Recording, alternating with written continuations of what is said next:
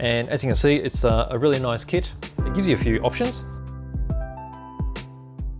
Hello, this is BJ from Hearns Hobbies, and I'm going to be looking at the Airfix M18 tank destroyer from World War II. So here it is here. So it's one of their later kits. The M18 Hellcat actually came out quite late in the war.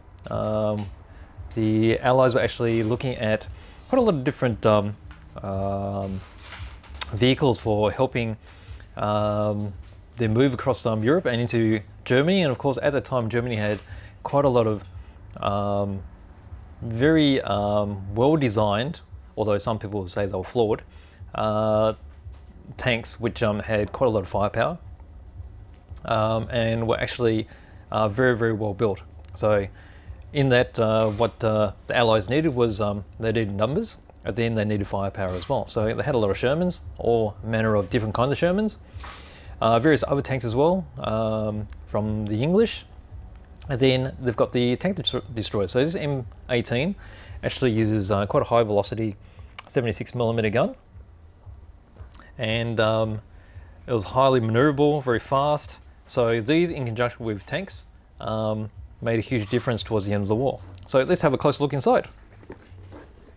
So it's 35th scale, which is the most common scale for armoured vehicles. It's one of the scales that was developed by Tamiya early in the day, by accident actually. So 35th scale actually came about because Mr. Tamiya designed a particular kit, measured it up, and actually ended up being 35th scale. So there you go, that's where military miniatures 1 to 35th scale comes from. So 35th scale is really good because, as you can see from this particular sprue here, it's a great size for if you're only building vehicles. It's nice to build with, it's not too tiny, not too big. And then if you're doing dioramas, it's got a great scale so that if you're incorporating figures, they can show a lot of poise and expression as well. Okay, so this first bag here comes with the turret sides and the whole top. You've got the gun mantlet here. And then on the opposite side, we've got the rear end of the hull, got some mud flaps.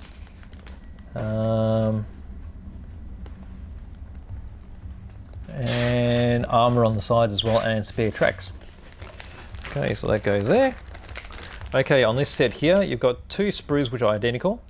So this is all of the running gear. So obviously with tanks being Caterpillar tracks, they're going to use a lot of road wheels and also sprockets. So here you go, you've got the sprocket, the drive sprockets are here, individual sprocket gears. You've got the road wheels across here.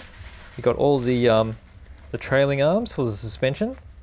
There's some poly caps there, so the vinyl poly caps for popping inside the wheel, and then that way that will be pushed onto the swing arms and will allow the wheel to rotate. And then you've got there's also the idler track tensioning section there as well. Okay, over here we've got the main hull. So it is quite traditional in design.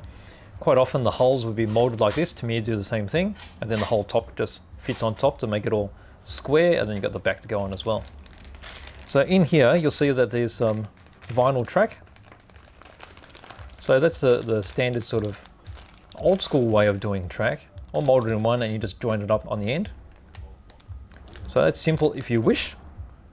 There is another option inside which I'll show you in just a moment, and then there's a bit of string there for doing the steel cable there.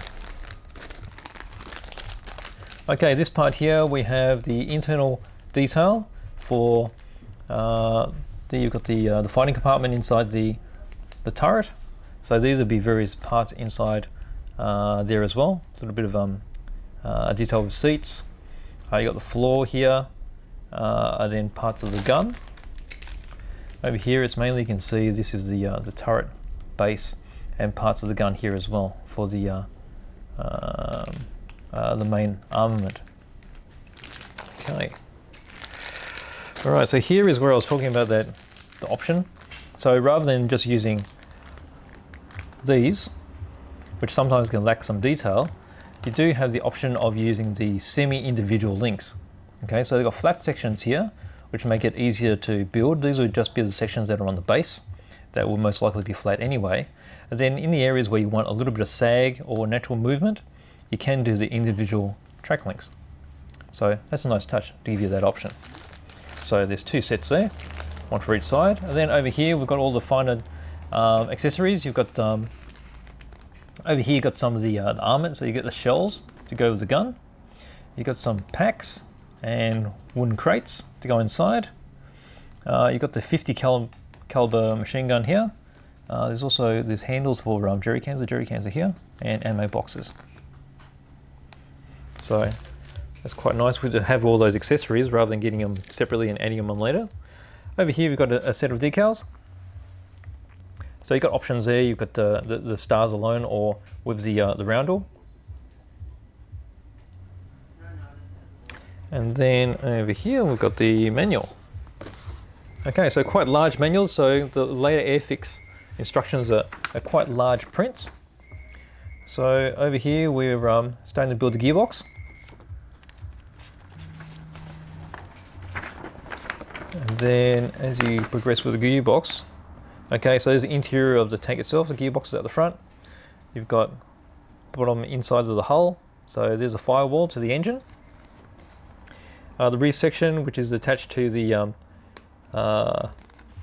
base of the hull.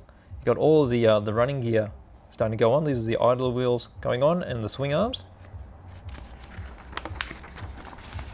All the road wheels and the sprockets, they're being pushed on. So you can see there, that's where the polycap goes, and it just presses over the top. And then here you can choose between that flexible track I talked about or the semi-individual type. Okay, here's the top of the hull. So you've got some tools, a few bits and bobs going on. You've got the headlight protection covers and a machine gun mount.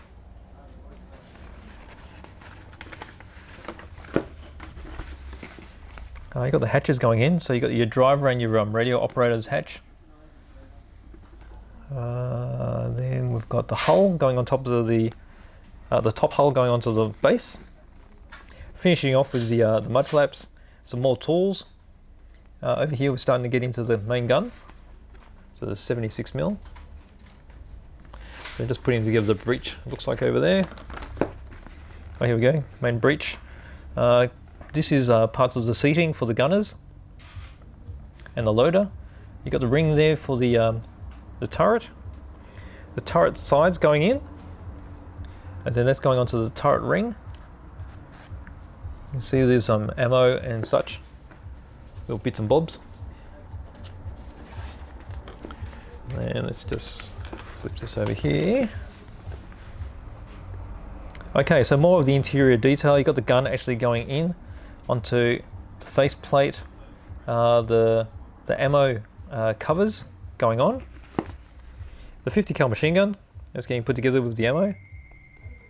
The whole turret getting final assembly. So it looks like you've got an option here for the different mantlet. So you've got the regular uncovered mantlet and a covered mantlet. There's the machine gun ring.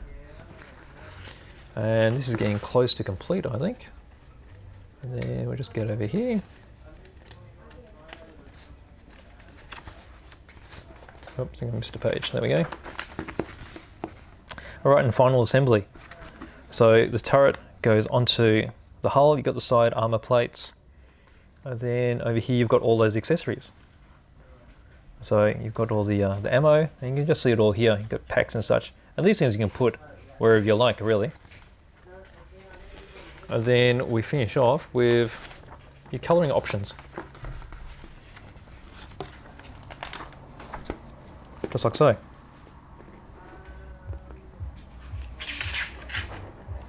And there you go. That is the 1/35 scale M18 Hellcat tank destroyer by Airfix. And as you can see, it's a really nice kit.